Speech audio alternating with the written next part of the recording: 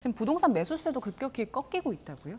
네, 실제로 매매 수급 지수가 90% 아래로 떨어지고 있는데요. 시장에서 이제 사려는 분들이 상대적으로 많이 줄어들고 있다라는 뜻입니다. 실제로 시장에서 금리가 워낙 오르면서 뭐 대출 등을 이용해서 주택 구매하기가 좀 쉽지 않아진 부분들도 있고, 이후에 경기가 또 좋지 않을 거다라는 우려가 최근에 급격하게 커지면서 자산 시장이 좀 출렁이고 있는데, 부동산 시장 역시 가격 조정이 올 수 있다라는 불안감이 좀 커지고 있는 상황이죠. 그래서 집을 구매하시지 않고 관망하시다 보니까 매물이 좀 쌓이는 곳들이 늘어나고 있고요.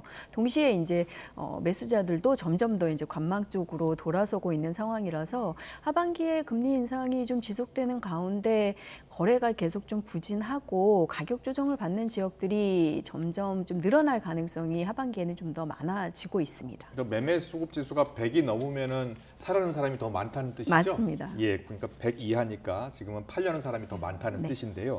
지금 집을 꼭 사야겠다라는 분들은 좀 늦추는 게 낫겠네요.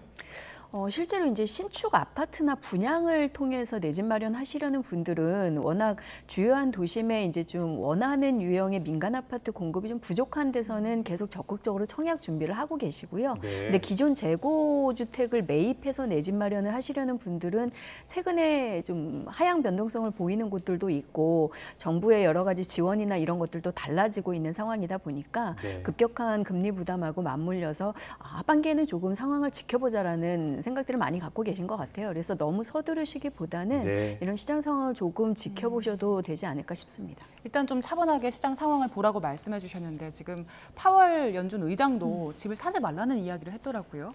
네, 굉장히 이례적인 이제 발언일 수 있는데, 네. 미국 시장도 코로나까지 겹치면서 주택 공급 조달 같은 것들이 좀 쉽지 않은 지역에서 가격이 많이 급등을 했었죠. 그리고 모기지 금리도 굉장히 치솟은 상황인데요.